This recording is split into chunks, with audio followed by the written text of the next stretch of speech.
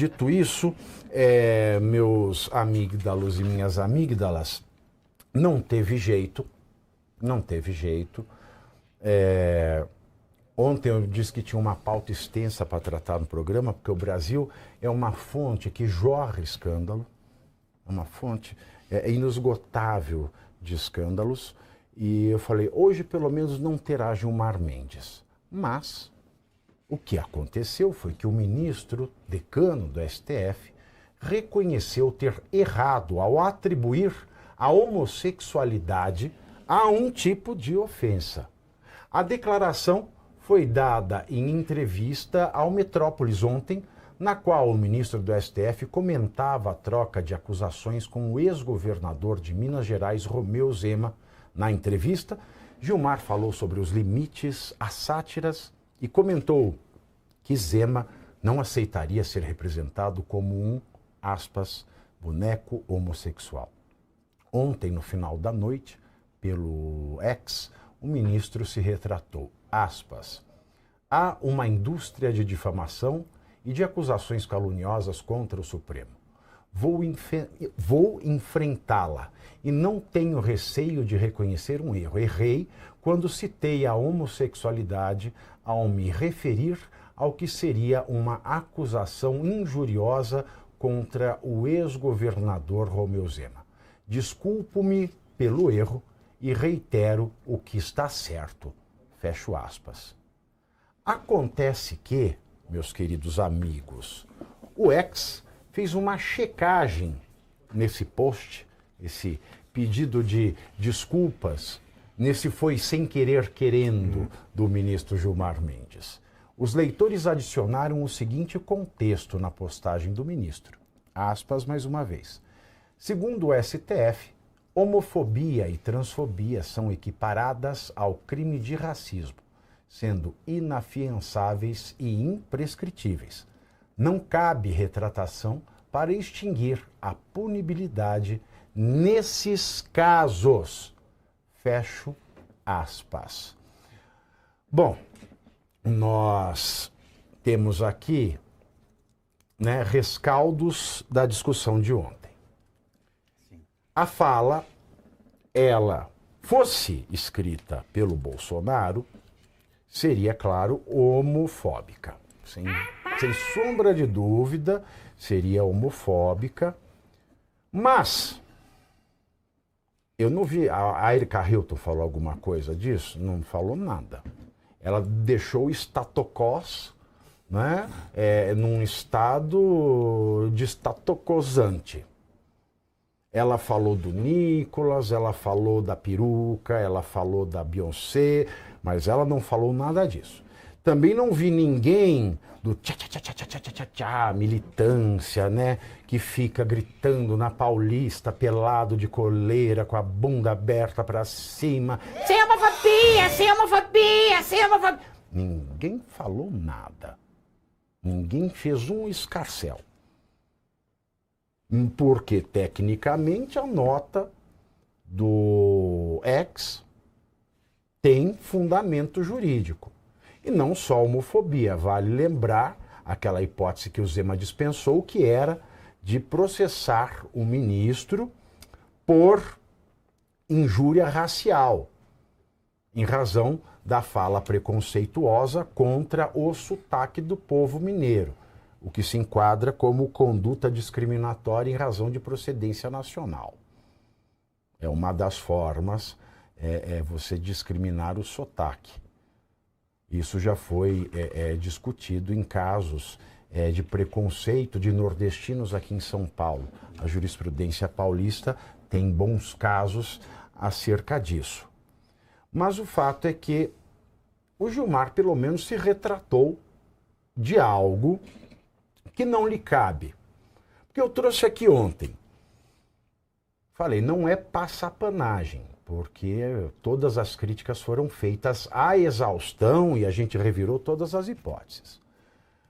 Mas eu falei por conhecimento pessoal do ministro Gilmar Mendes, com o qual tive uma relação muito próxima, acadêmica, há uma década. isso acabou, a vida acabou nos distanciando. Eu não reconheço mais a jurisprudência do ministro, eu acredito que ele tenha se divorciado da sua própria jurisprudência, mas eu atestei aqui para vocês que homofóbico o ministro Gilmar não é. Foi uma infelicidade, porque ao vivo a gente tem a adrenalina do ao vivo, só quem trabalha ao vivo sabe como é falar ao vivo. Ele é uma pessoa de certa idade e homens do tempo dele são homens como meu pai. Então uma coisa dessa escorrega. E tem mais, né? Vale lembrar que o gabinete do ministro Gilmar Mendes é o que possibilitou o casamento igualitário entre pessoas do mesmo sexo no Brasil.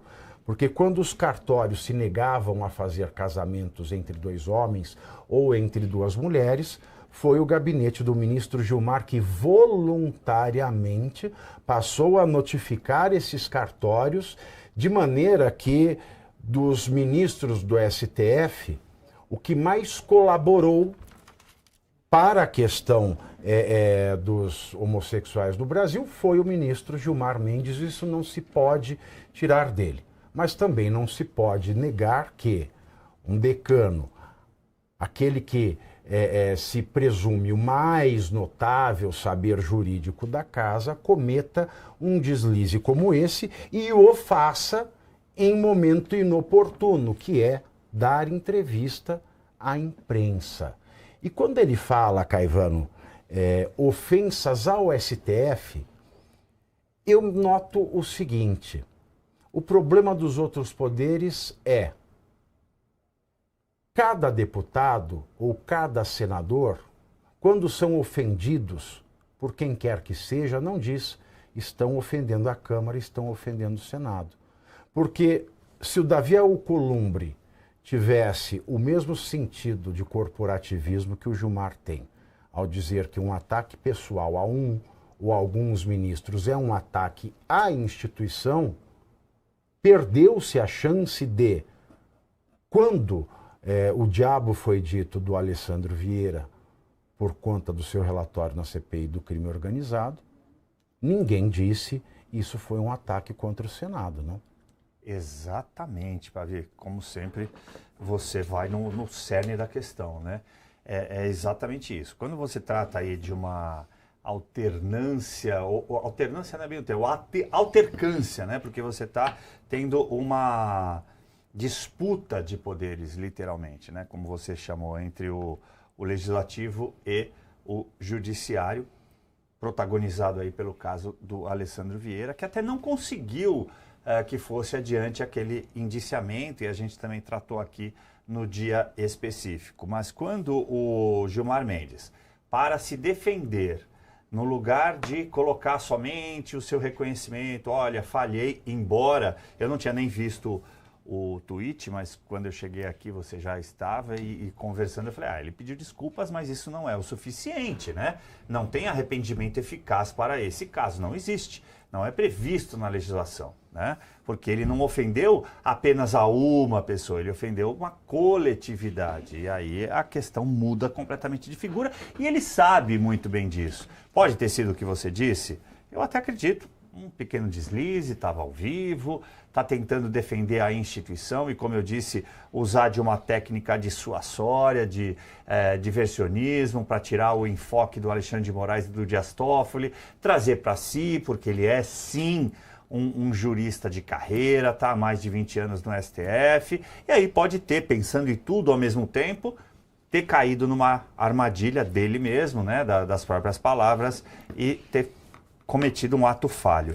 Mas quando pede desculpas iniciando como se fosse a própria instituição, nota que, ou denota para quem está lendo, que ele não se excusa do que fez. Eu aí explico.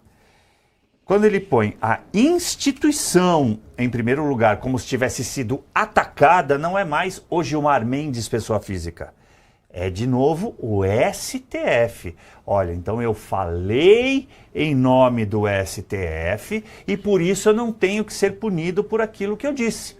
Apenas houve um equívoco e vida que segue, vamos seguir daqui, eu não tenho nada contra o Zema, ele também não tem nada contra mim, e seguimos adiante. Pavi, isso não pode ser tratado desta maneira. Até porque é uma perversão. Se você parar para pensar nas entrevistas que ele deu anteriormente, a gente comentou ontem, e ele fala do limite à imunidade parlamentar. Como que você vai limitar o que é imune?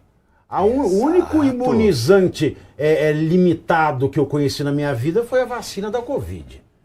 E a vacina da gripe, que são os imunizantes que não imunizam. Que dá poliomielite imuniza. Então recebe muito bem o nome de vacina. Aí ele fala que a imunidade parlamentar não pode dar imunidade ao parlamentar, mas ele diz que tudo que se diz em nome do STF é uma imunidade judiciária, vamos dizer assim.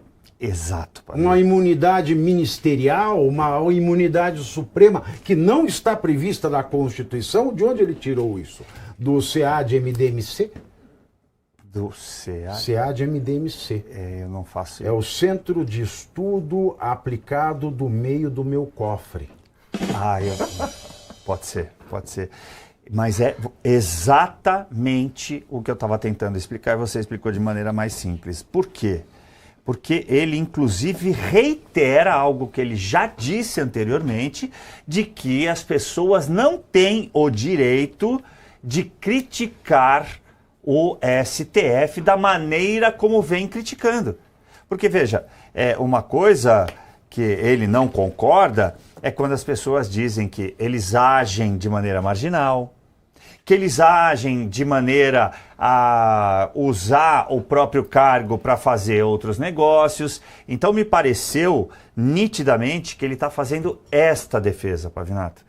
E como a gente disse ontem aqui, longamente, discutimos o programa inteiro sobre isso, ele está numa defesa enfática, principalmente, não só da instituição, mas principalmente das ocorrências com Dias Toffoli e Alexandre de Moraes. Então, evocando para si, agora, essa figura de um porta-voz institucional, como eu disse ontem, para proteger, literalmente, qualquer coisa que qualquer um deles faça e diga, isso não existe.